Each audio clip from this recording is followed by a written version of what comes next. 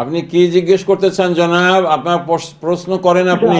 আমি জিজ্ঞেস করতেছিলাম যে আমার হাতে একটা অসুখ হয়েছে, পানি ধরতে পারি না, পানি ধরলেই ওইটা খুব বেড়ে যায়, ভীষণ বেড়ে যায়, আর পিনস এন্ড নিডলস হয়, একটু কষ্ট হয়। তো আমি টাইম করে নামাজ পড়তে পারি সেটাই। জি, এরকম সিচুয়েশনে আপনি অবশ্যই তায়াম্মুম করে নামাজ পড়তে পারবেন।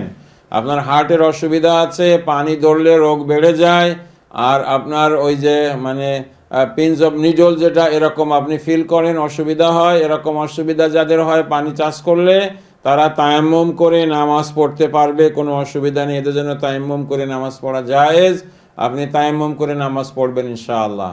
এরপরেও যদি এমন হয় যে ঠান্ডা পানিতে অসুবিধা হয়, গরম পানিতে অসুবিধা হয় না, তখন চেষ্টা করবেন। চেষ্টা করার পরেও যদি সলিউশন না থাকে, আপনার জন্য তায়াম্মুম করাটা জায়েজ। আপনি মেহেরবানি করে তায়াম্মুম করেই নামাজ পড়বেন, এটা আপনার জন্য ঠিক আছে ইনশাআল্লাহ। বুঝতে পেরেছেন জনাব? আলহামদুলিল্লাহ। আরেকটা কথা আমি জানতে চাই। জি বলুন।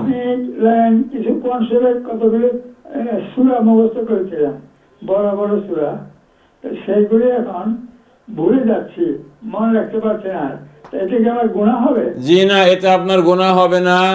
আপনি শুধু ছোট ছোট সূরাগুলো মনে রাখার চেষ্টা করুন। মানুষের মেমোরি কমে যায়, ডিমেনশিয়া হয়ে যায়। বড় যেমন সূরা ইয়াসিন, এটা মুখস্থ করেছিলাম, তারপরে আপনার সূরা মুলক, এগুলো আছে এখন।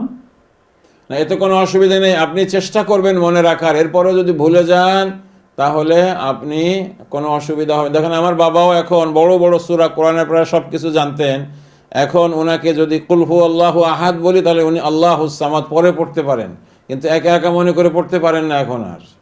এই হিসাবে মানুষের বয়স হয়ে গেলে এরকম হয়, এর কারণে আপনি গুনাহগার হবেন না।